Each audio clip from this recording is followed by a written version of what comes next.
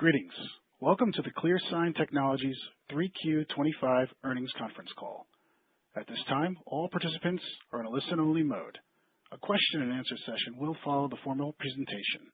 If anyone should require operator assistance during the conference, please press star zero on your telephone keypad. Please note, this conference is being recorded. I will now turn the conference over to your host, Matthew Sillinger. You may begin.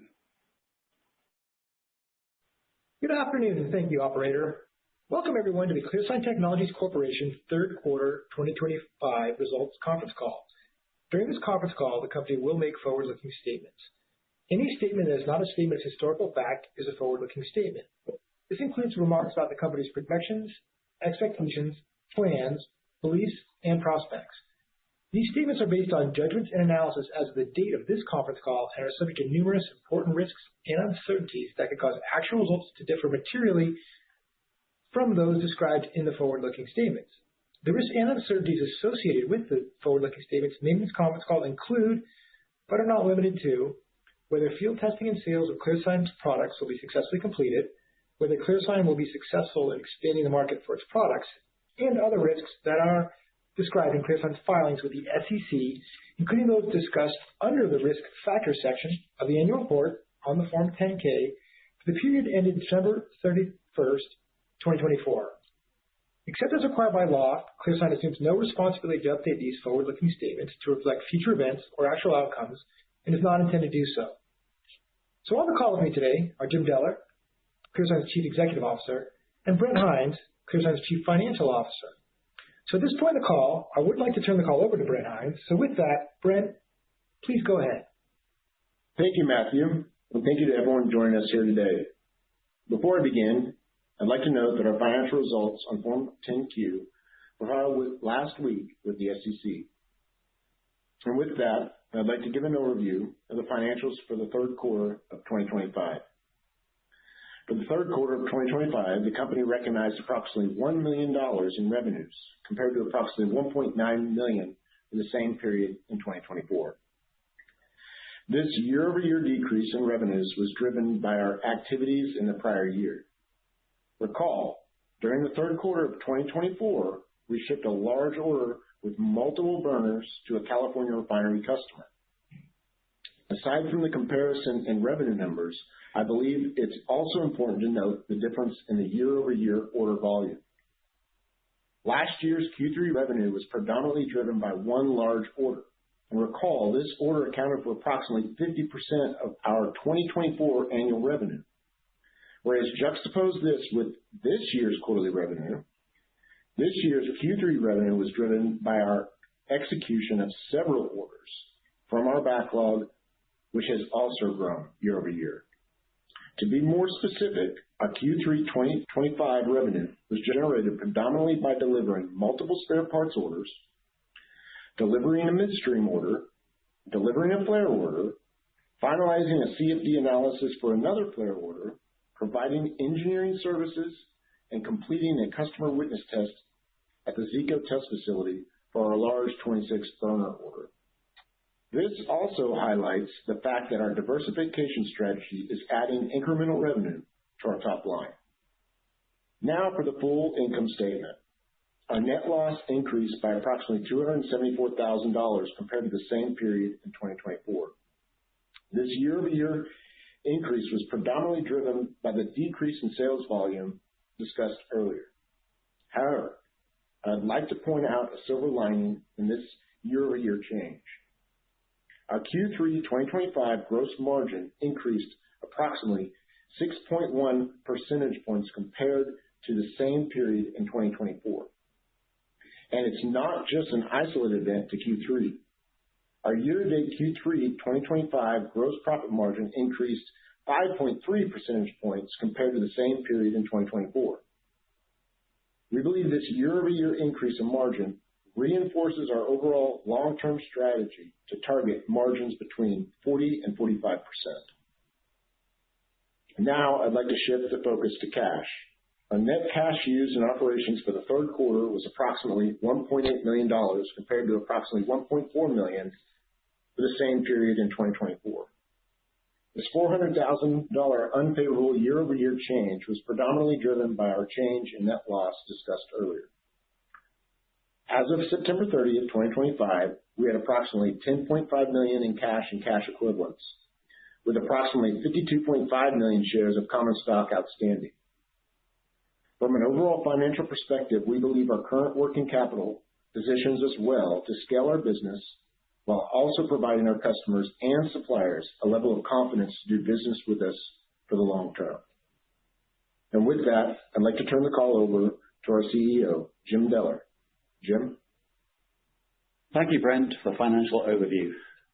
As always, I'd like to thank everyone for joining us on the call today and for your interest in ClearSign. For the call today, Matthew will lead a question and answer session where we'll go through the different business units, much like our previous calls. We will end with an outlook for the remainder of 2025 and into 2026. We will then open up the call for Q&A from our investors. Many of you may have seen this, but you can send in questions ahead of time to our investor relations at mselinger@firmirgroup.com. So Matthew? All right, Jim, let's get started. We've got a lot of exciting developments to cover. So Jim, there's been an uptick in order flow the last quarter leading up to recent days. The orders are not just with one product line, as we've seen orders across process burners, flares, and even the new M series line. So from a macro or kind of high level, what do you believe is fueling this? Yeah, thank you. And I think that's right. It is very pleasing to see that the increase is coming across our major product lines. I think there are some high-level drivers that are behind this and playing to our favor. The key one, I think we've said this for a long time, just getting equipment out in the field, getting the customers to trust what we do is very important. We are getting equipment out, and in particular, we've got some very large orders that are well in progress, and those are being seen. And I think that is playing into this uptick, especially in the process burner orders, where we've seen orders and many inquiries from major customers that are watching our projects. There are ongoing regulatory pressure. There's new regulations being worked on in the Texas Gulf Coast area, a key market for us. And in the California regions, where there's a lot of industry, South Coast and the San Joaquin Valley, those regulations have been in place for some time, but the due dates are coming up, and we are seeing inquiries from customers to meet their obligations under those. And I think finally, as we've got more products out there, we've spent more time, our products are evolving, they're maturing, and I think the same initiative as just getting the installations out there, we're getting a lot more interest from our clients because they are becoming much more acceptable and usable for them. But I want to ask almost the same question. I think thank you for the answer on the macro level. How about then more specifically with the product lines? So let's start with process burners. Yeah, I mean, obviously the macro play across these, especially on the process burners, getting the major orders that we have, getting the progress through the testing, having the industry see the products develop, and hearing about how that work is going on, I really think is influential. Word spreads very quickly throughout this quite close-knit community. Definitely the regulations in Texas, the orders we just announced, one's from California, one's from Texas. They're right in the regions where the regulatory pressure is playing a part. And on the process burners, we have a very big financial driver for our clients. The cost of installing an SCR is multiples of a burner solution. As the clients come to trust our solution, it is by far the most efficient choice, at least in our opinion. I mean, just for a point of reference, what we've heard in the industry for a SCR installation on a major heater is probably going to be in the region of $40 to $60 million, somewhere around that range. ClearSign is going to be significantly less than that. So there's a very big financial driver for the customers in choosing, we believe, ClearSign as a solution for their mission requirements. And how about in flares? Yeah. So the flares are in one, again, down to the client experience. This is actually our fourth order with this customer for flares. So they have knowledge of our flares. They've seen what we do. So then and clearly their experience is playing into this, and we believe they have potentially more orders to come. The also regulations in California, they do regulate NOx emissions, which is not the same in every region, but California, we're seeing in Texas, now requires NOx regulations. That means that ClearSign has a very valuable product. And lastly, what are the drivers then on the M series?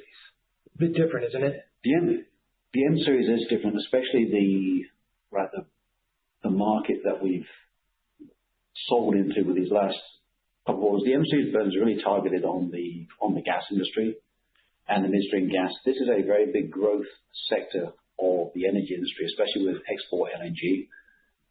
So there's a lot of new equipment being manufactured and sold in this area. And for us, what's particularly interesting is a lot of the equipment that's out and installed is being upgraded, brought into compliance, minimize the downtime.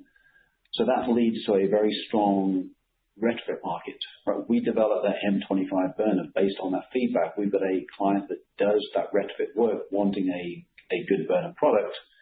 Based on their input, we developed this burner. There's a lot of proposals out there, but these two orders are great examples of why we developed that burner. So that's a more unique driver for the M stream and the gas business in general. Okay, great.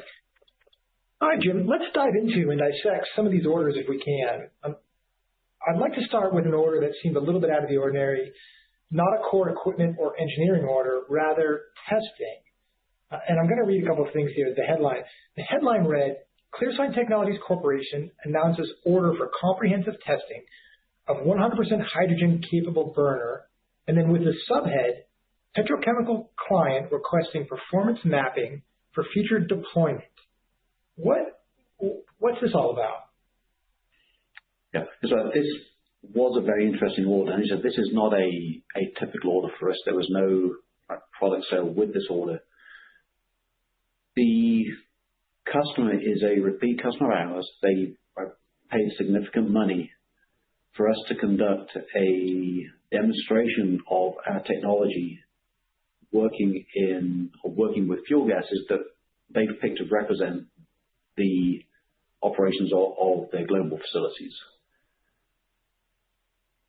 That includes up to 100% hydrogen, so looking at the future options that they may need them. And being global, the use of hydrogen is very much a consideration for the international market, even if it's slowed down here in the US at present. The work was to be conducted at the Zeeco test facility, and it was truly an expansive testing, I think, forward-looking on the part of our client. Okay. I'm going to unpack a couple different things here, Jim. You say repeat customer. So are we safe to assume, A, this is an existing customer, and let me also say it's referred to as a petrochemical customer. So the only other customer that's referred to as petrochemical customer is the customer that has a 26 burner order going to the Gulf Coast. So is it safe to assume it's the same customer? Yes. I mean, this client has a very good understanding of our technology. They've been engaged with us on major testing and demonstration of our burner as part of that project. That's important because this work is not usual. With that background, this is a major customer. We believe that they have a genuine interest in the potential use of ClearSign technology throughout their fleet going forwards. And that was a major consideration when we agreed to do this particular project. It's not something we would do for everyone, but this was a very specific case. And that relationship and their understanding of our technology was a very big factor in us undertaking this work. And it's completed and went very well. Okay, there's another thing you just said right there, Jim. You said it's been completed, right? So past tense. So this project was announced, and this testing project has already been completed. Is that correct? It is virtually correct. The demonstration is completed. We're still formalizing a test report, but the work is done. But the background to this burner, just take a little segue. We've undertaken a very significant project funded by the DOE and the SBIR program to develop a new burner technology capable of running from 100% natural gas to 100% hydrogen. We've been working on this now for almost 2 years. It's gone extremely well. The final product of that testing was going through its last physical testing at the Zeeco test facility. That burner was then in place and able to be demonstrated to this Gulf Coast chemical plant. For us, the really appealing thing of having a burner that runs from 100% natural gas to 100% hydrogen is you really hit the extremes of the burner operations. So for this chemical client, when they came with their wide-ranging global fuel requirements, that burner's already there to do it. So we're able to demonstrate that burner, which is the product of the DOE SPR program, and it just worked amazingly across all of those product lines, completing every requirement. So it was a very efficient and effective way, one, to show our new technology to this very high-profile client, and a very good demonstration of the value of that SBIR program. So let me just parse this a little bit. The petrochemical client testing is virtually complete. You did mention the DOE SBIR testing project. Where is that project? So that project is almost complete. Let me explain it a little bit. The technology development and the engineering is complete. That burner met all of the DOE requirements. It met all of our requirements, which I'd argue were probably more stringent than the DOE's. It showed its versatility and robustness and ease of use in being able to demonstrate it to the Gulf Coast Chemical Plant, which really is the big opportunity for us. What is left to do with the DOE project is our objectives and the DOE expectations are not that we develop a single burner to demonstrate its capability, but we develop a range of burners for future deployment. We are in the process of running a much smaller version of that burner through its paces. That's in the early phases at Zeeco at this point. The reason we're doing this is we need to validate the scaling criteria so we can have a complete range of burners of that DOE design. So this, I think in easy terms, the hard part is done. The burner technology is developed.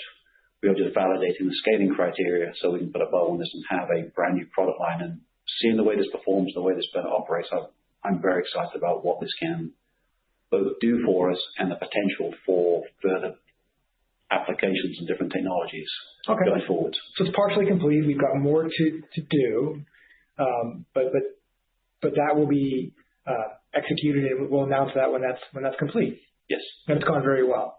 Absolutely. Oh, fantastic. That's great. So let's move ahead. I'm going to talk about another order here that was recently announced, Jim, and it was announced, we called it a new super major, ordered an engineering for a retrofit of 2 process heaters at a California refinery for a total of 32 ClearSign core burners. Can you give a little more color on this order? Yeah. So this was announced October 23rd. Right. This is a new super major customer for us. The order that was announced was for the engineering of this order. Yeah. But I think to put this in perspective and help explain what this is, when we work with a client and we put the proposal together for these projects, we look at the scope of the entire project, and our proposal covers the initial engineering, also any computer modeling and the testing and the fabrication and the delivery of the burners and anything that goes beyond it. So we deliver a proposal for the complete scope of work. So we're bidding on a comprehensive project. On the whole thing. Yep. That's what the client assesses. As we've seen with other projects, they're often the initial step is often just to, well, they purchase this step by step. Yep. So this order is that very first engineering phase based on our proposal for the entire delivery of those burners. Right. So this is just like other orders we've announced in the past where, again, just to parse this, we're bidding on the full project. They basically look at it, they say, we want to move forward, and they release the PO, initial PO for the engineering order. Is that correct? That's correct. And that's the way that we've seen many of our previous orders being released. Fantastic. And this is for, again, we're calling it a new super major customer and going to California. That's correct? That's correct, yeah. When we say new, we know the customer, we know the people. This is our first purchase order from this super major customer. And it's been a direct relationship from ClearSign and the customer. That's correct, yes. Fantastic. Then let's talk about another one. There's another larger process burner order, and we call this from an integrated petroleum producer. And this is for 36 ClearSign core burners. And this is to be installed in the U.S. Gulf Coast refinery. That's correct. Yeah.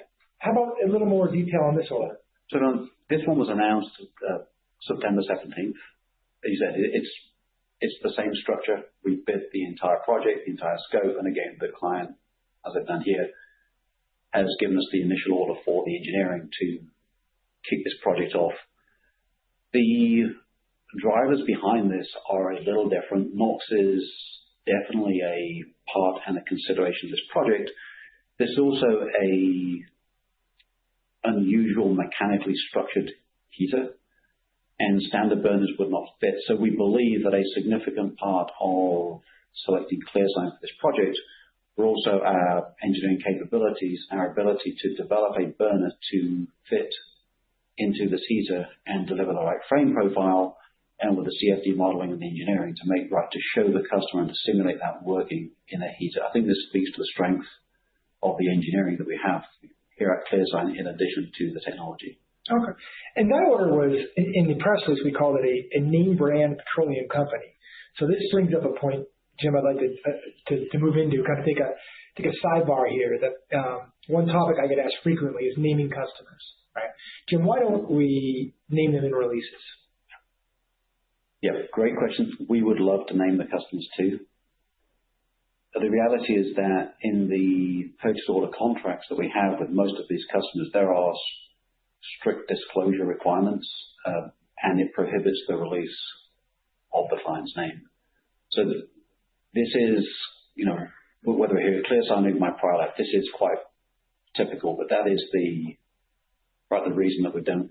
Now, what we do in the press releases is we do describe the companies quite carefully. So that description that you've mentioned, whether it's a global super major or a name brand petroleum company, a global chemical company, we choose that name and descript it carefully to at least try and give the investors a good understanding of the prominence and the status of that customer. So while we cannot name them, if it's a global super major, you've got a good idea of what that customer is like, even if you don't know specifically. And how many super majors are there?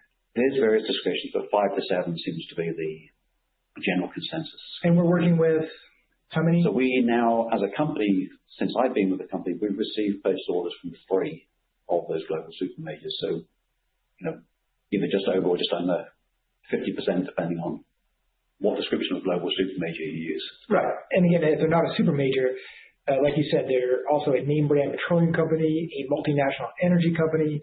These aren't, in a sense, mom and pop operations. We're dealing with bigger and bigger companies. Yeah, if it's a global chemical company or yes, you will recognize that is a household name. We try and describe them and their breadth as accurately as we can. Okay.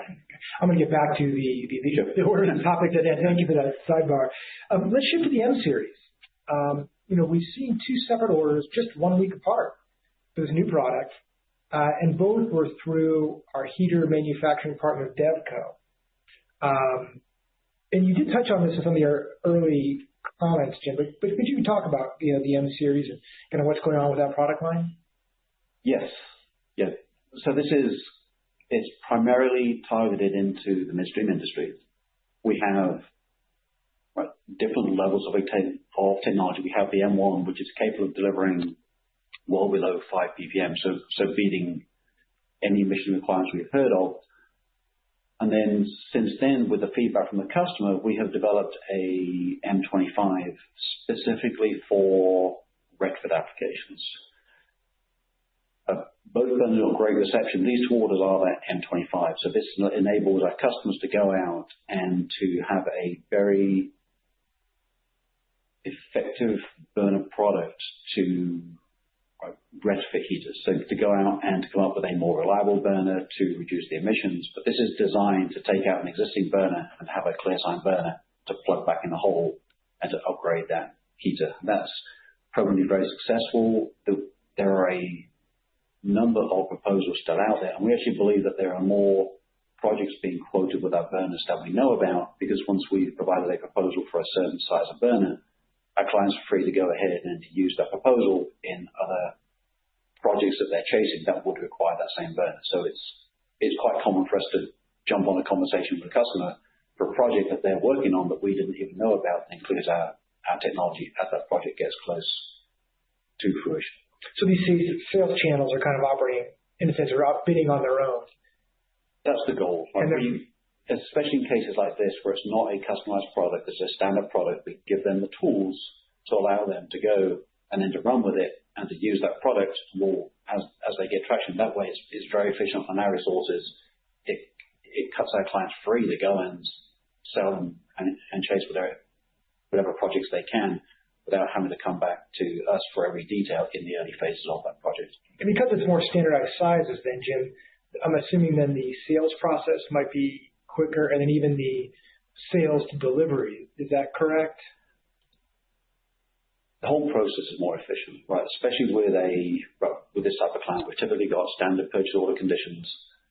The order to delivery cycle is much quicker. That once we've already built that burner, once we've got the drawings, so we'll turn these orders in typically 10 to 12 weeks from quote to delivery. So while it's the same ClearSign technology at the core, it is a very different order process to the previous orders we talked about, where there are engineering and testing and multiple stages, and also a very bespoke product for the process heaters.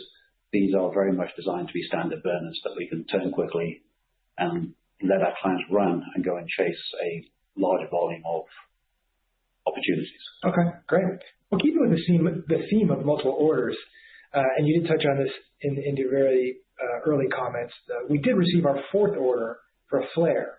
Yes. And this is for our California, who's a California customer, who's a producer there.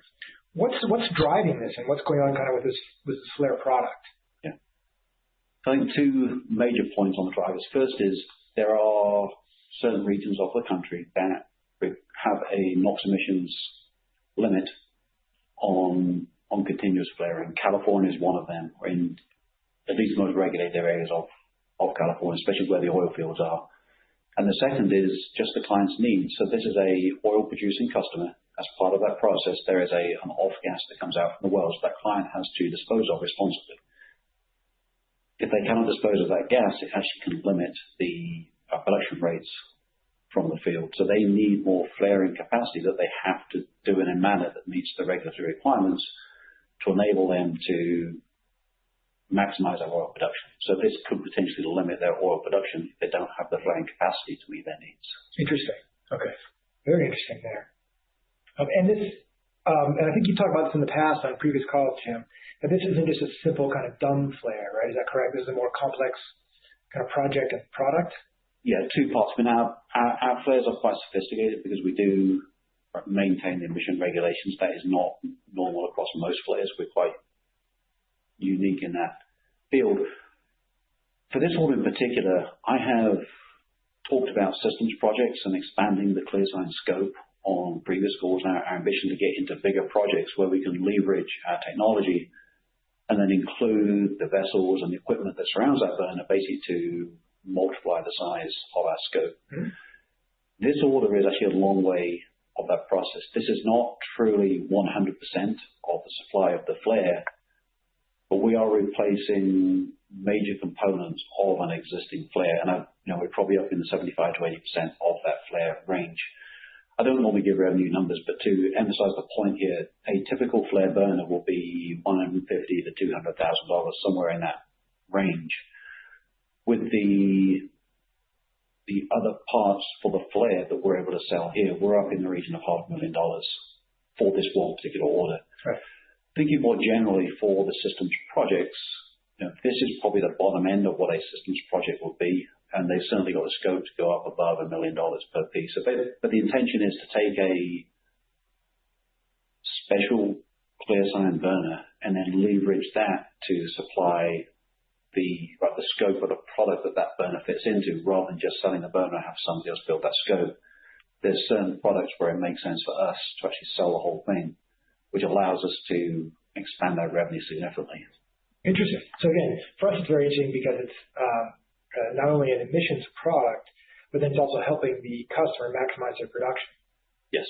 Yeah, very interesting. Okay. I think it's a new kind of reasoning that I don't think our customers fully understand, or excuse me, our investors fully understand. It's certainly a very valuable lever for the customer as well. Let's turn to the sensor product, if we could, Jim, the ClearSign Eye. On the last call, we had a previous update about a pilot installation going to a super major. Can you give an update on this product line? Certainly. So that has, as we expected, this project is going ahead. The sensors were shipped and installed and are operating in the client's heater. We've had some very beneficial feedback from that client. We also have further opportunities to quote those sensors now to this client actually for a sister refinery, which is very encouraging. I think speaks to their experience to date. Incidentally, we also have another site that we are installing the sensors on ClearSign burners, which will be a first for us. So I'm actually very encouraged that we're actually getting some traction on the sensing technology. That's great. More to come there. On the last couple calls, we have spent a long time talking about our partner Zeeco, right? So can you give an update on the relationship? How is that going with Zeeco? It's going really well. I mean, just going back through what we've talked about here today, the DOE testing and the testing for the Gulf Coast Chemical Company is a fantastic example. That testing was extensive, right? They have the world's biggest test facility, I have to say, but they have given us extensive access to develop our products in that testing. And I think to emphasize, if we look at the project that we recently talked about, the validation, the demonstration project for the chemical company, that wide range of fuels was the most extensive range of fuels I think I've tested in my career. Okay. And I've seen a lot of burner testing. They had to move in fuel tanks and actually rearrange the fuel system for the test burners to do that, which they willingly did. They took the ball and ran with it and they had everything in place. And that testing went smoothly. Both the burner performed wonderfully, but also hats off to the Zeeco team. They did an incredible job running that furnace and getting set up and making sure that everything was running consistently in the lead up to and throughout the testing. On the other major thing they do for us is fabrication of burners. We have, I think, our biggest burner production run going through the Zeeco shop right now. They're building those burners. The updates and the interaction, we are obviously visiting their shop with the client's inspectors. So they have been extremely supportive of the ClearSign business. Hey, if I can, just one aside from it is we've actually started receiving proposals now, or a request for proposals from the Zeeco sales team. So we've had a couple to address as well. It was nice to see. And it's great to see. I think that's what a lot of investors are interested to hear. So Jim, we have the year end in sight. We're mid-November. What do you see for the rest of the year and then moving into 2026? Yeah, well, good news. Not a lot of the year left, but there's some very specific things this year. The big one is we have 26 burners being manufactured at Zeeco. Those are on schedule. We're looking to get those shipped by the end of the year. But we also have a flare in California that's starting up. But really for this year, shipping those 26 burners is our big focus. Looking forwards, there's a lot of quotes out there, a lot of the M series that we said, but also a lot of flare and process burners. I'm very much looking forward to further traction and orders coming in from those. We've got the two process burners we've talked about so far, the engineering phase. I look forward to those projects progressing, rolling in through testing, and ultimately the equipment orders. Speaking personally for me, the burner that came out of that SBIR program is very exciting. I mean, this burner is subtly different from our previous burner, but what it does and the way that it does it, I think is going to be extremely significant in the industry. I think it provides a platform for us to develop into new areas and to really develop that burner. And getting that news out to the clients is going to be very important. So for everyone look out for a lot more promotion. We'll be engaging with the key technical people with our customers. We expect to be putting news out on social media especially, but a lot of promotion around that burner. I think that's got a great potential for ClearSign's future. All right. Hey, referring back to the first item you mentioned there, Jim, the 26 burner order. I know we don't give guidance, but if that ships, I'm going to go on a limb. What could our Q4 look like? Yeah, thank you. And I think we answered this. We talked about sales before, but we've given the ability to do back of the envelope math, and maybe stick with that. I think conservative pricing for our burners, we say it's $100,000 per burner. There's 26 burners in this order. We've recognized a little bit of this revenue from past testing, but very much the vast majority is still left to be recognized. Right. So I'm not going to go through the math, but basically it's comfortable, easy to say, I think, that shipping these burners will be well north of $2 million in revenue to be recognized by year end when they ship. Oh, that would be a great quarter, Jim. So with that, I'm done with my questions. Operator, we're going to turn back to you, and we're going to open up the call for some questions, please. Certainly. At this time, we will be conducting a question and answer session. If you would like to ask a question, please press star one on your telephone keypad. A confirmation tone will indicate your line is in the question queue. You may press star two if you would like to remove your question from the queue. For participants using speaker equipment, it may be necessary to pick up your handset before pressing the star keys. One moment, please, while we poll for questions. Once again, please press star one if you have a question or a comment. The first question comes from Sameer Joshi with H.C. Wainwright. Please proceed.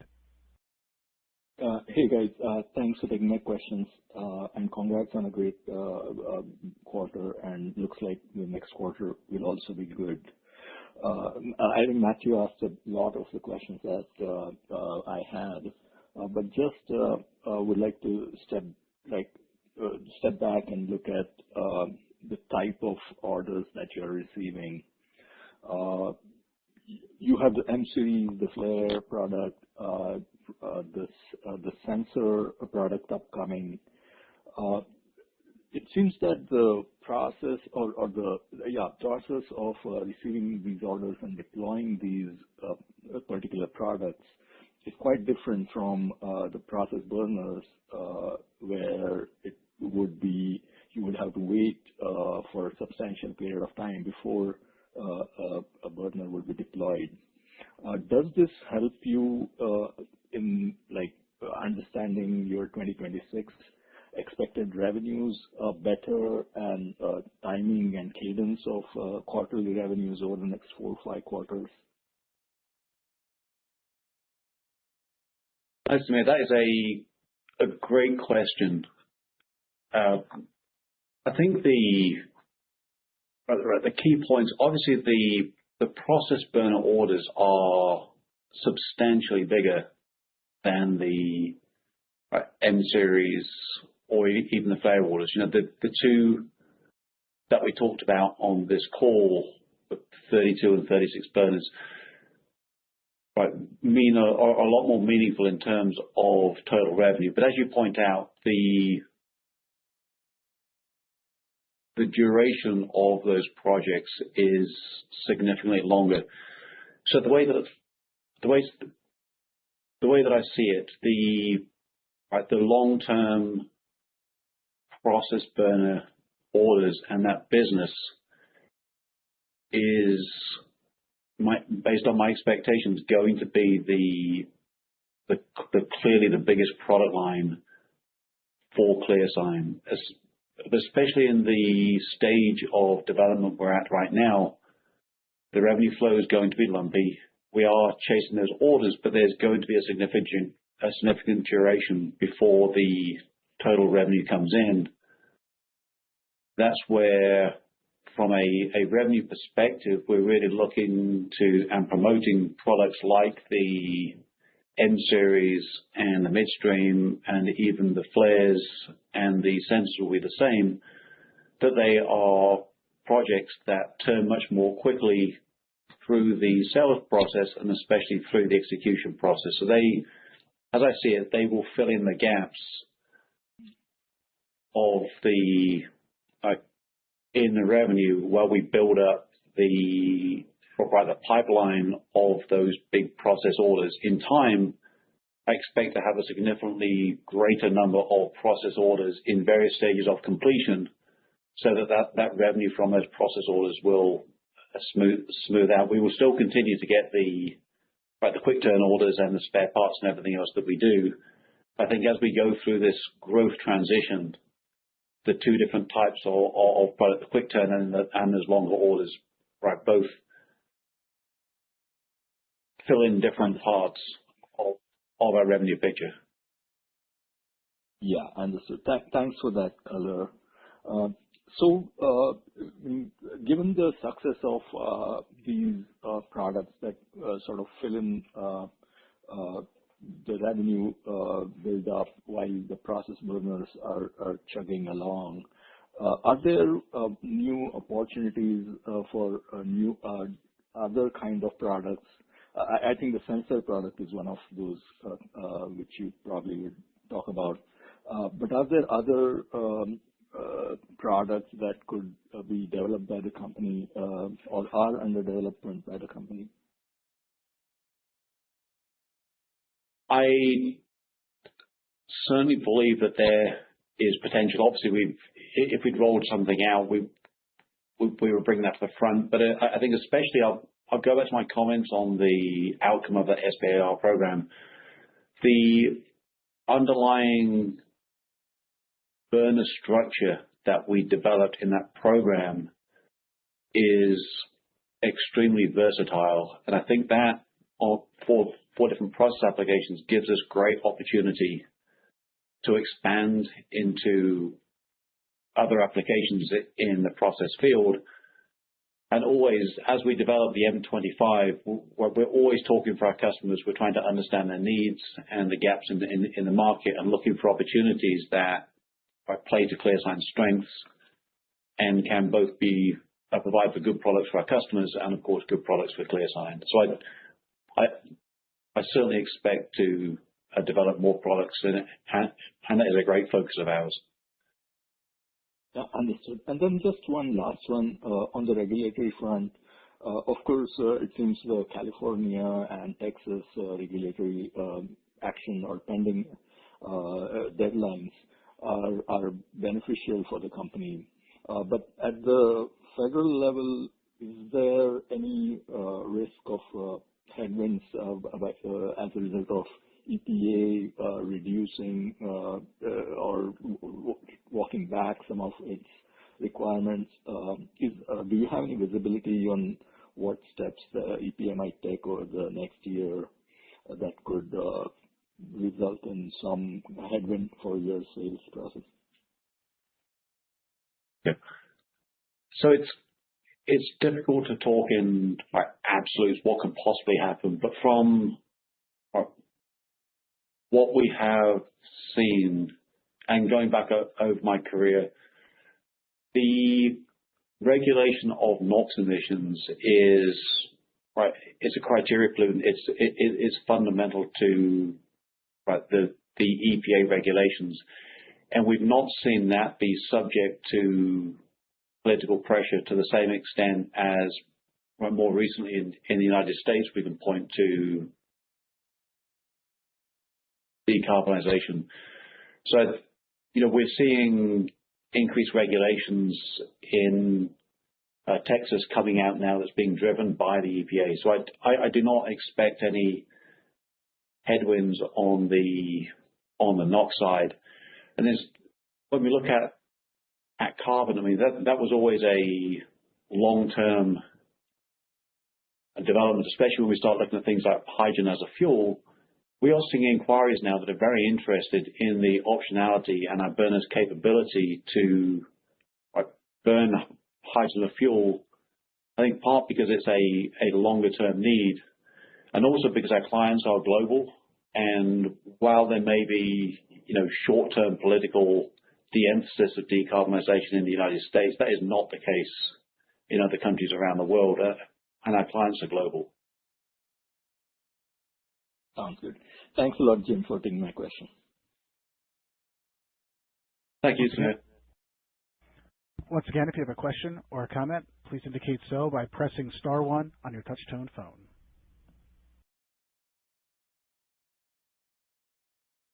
Great, operator. While we wait, I'm going to go ahead and read a couple questions.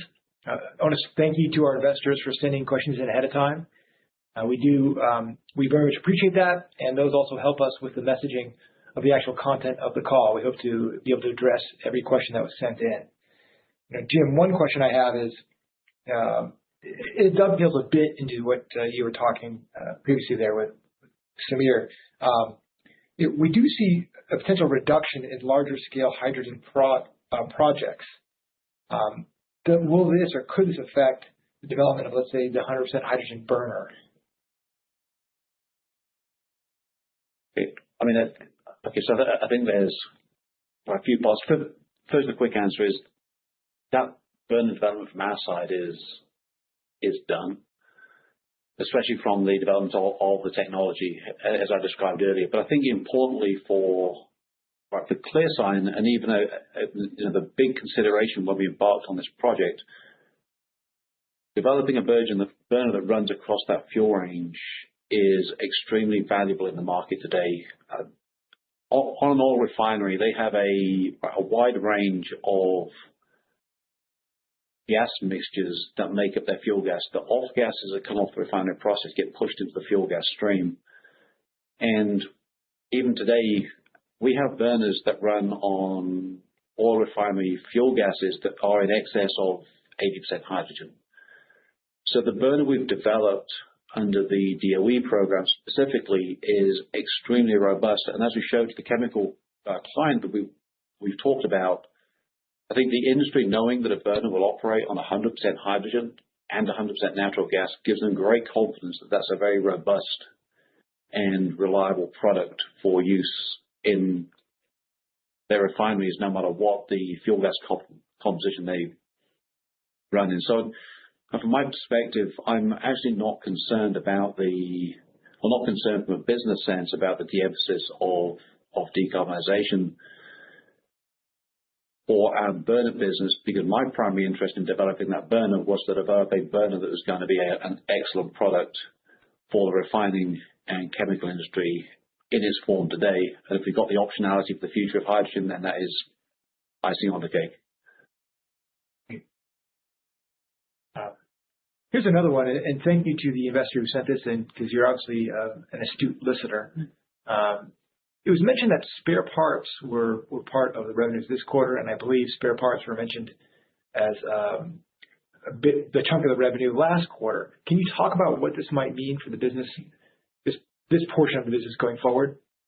I can. So just in a general, for everyone in the burner business, the spare parts is a very important part of the business. It's based on the installed equipment, and as you get more equipment out, it will become an increasingly large part of our business. The nice thing is it's also very consistent. It tends to turn very quickly, and it tends to run with a high profit margin, which of course we like.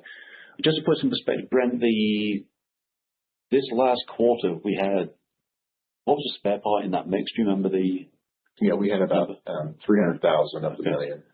All right, so even now we're getting a very significant steady income from spare part sales with the equipment we have out installed right now. And as we get more income out there, that is only going to increase, and we'd expect it to increase proportionally to the amount of equipment that we have out in the field. So I look for this to be a very meaningful and high margin revenue stream for ClearSign as we grow. Great. One more question here. We're now hearing more and more orders from Texas and the Gulf Coast. What do you believe has led to this shift, and is this a general shift to that region?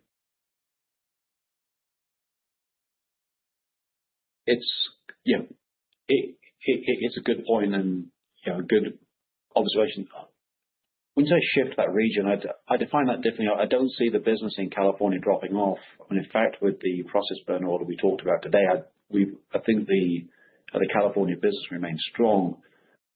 I do think what we're seeing, though, is a significant pickup in what is about the largest refining and petrochemical market in the U.S., which is the U.S. Gulf Coast. We've got the 26 burner orders shipping down there. We talked about the 36 order going down there today. I think there's a number of factors behind that. One is just our acceptance in the industry. This is where a lot of those users are based. We've also talked about the regulations. The California regulations the new regulations have been in place for some time. The Texas regulations are almost complete. We believe their formal proposal has been submitted by the Texas board. It's just waiting on the EPA to approve it. But the industry is aware that there are new regulations and potentially more fees on their near horizon. So we believe, I don't know that is the driver, but we think that is also possibly playing into the uptick in interest that we are seeing. And we are seeing interest beyond these two orders. We do have significant interest across the U.S. Gulf Coast, expanding actually beyond Texas. I have no more questions. Operator, I'll put it back to you. Thank you. There are no further questions in the queue. We've reached the end of the question and answer session, and I will now turn the call over to ClearSign CEO Jim Deller for closing remarks. Thank you, operator. And thank you, everyone, for your continued interest in ClearSign and for taking the time to participate today. Look forward to updating you regarding our developments and speaking with you on our next call. In the meantime, please keep checking for developments on our websites, and for more behind-the-scenes updates, please follow us on LinkedIn. And we have also recently re-engaged our ClearSign X account, so there's another social media post to check. Thank you all for your time. This concludes today's conference, and you may disconnect your lines at this time. Thank you for your participation.